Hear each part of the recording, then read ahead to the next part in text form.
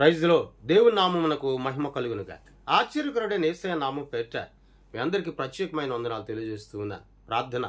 గొప్పవాడ నీకు స్తోత్రాలయ్యా, రక్షకుడ నీకు వందనాలు. ఈ ఉదయకాల సమయమందు నీ వాక్యము ద్వారా ప్రభా మేము ఆదరించబడుటకు సహాయం చేయండి.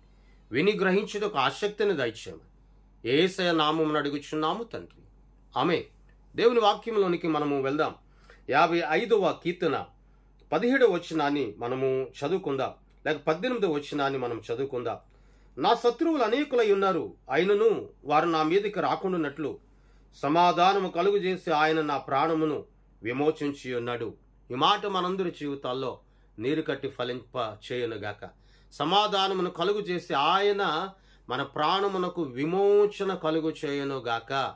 ఈ లోకంలో జీవించుచున్న జీవిత యాత్రలో క్రైస్తవులమైనటువంటి మన బ్రతుకుల్లో అనేకమైన శ్రమలు, అనేకమైన ఆటంకాలు ఎన్నో ఎన్నో ఎన్నో ఎదురవుతూ ఉన్నాయి.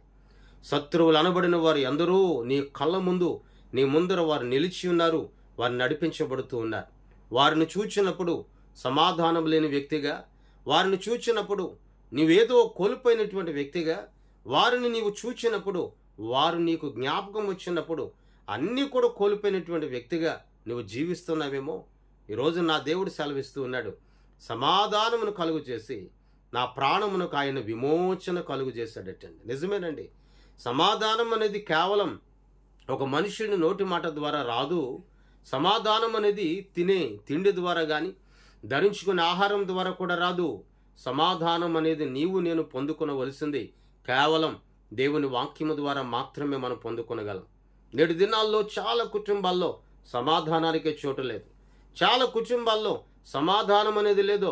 చాలా మంది మధ్యలో సమాధానం అనేది కరువైపోయిందండి.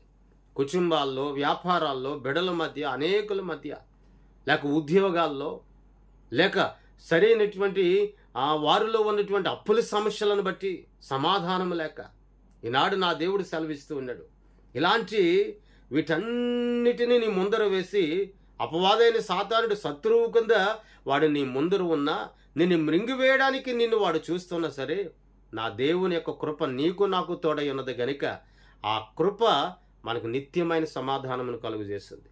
చూడండి, అపోస్తలుడైన పౌలు సువార్త ప్రకటించుచున్న దినాల్లో కూడా అనేకులు కొచ్చారు, తిట్టారు, బాధారు, హింసించారు.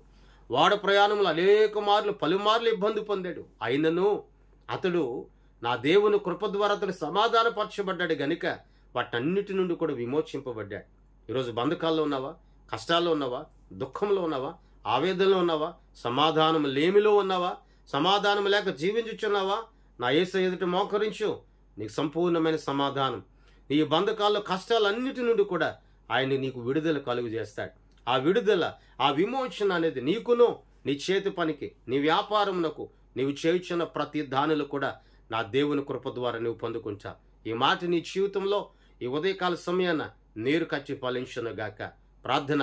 ప్రేమమయా నీకు స్తోత్రాలయ్యా, ఈ ఉదయకాల సమయాన ప్రత్యేకముగా నీ మాటల ద్వారా మేమందరం ఆదరింపబడుటకు సహాయం చేయండి. నీ సన్నిధి మాపై ఉంచండి, నీ కృప ద్వారా దర్శించండి, తోడై ఉండండి.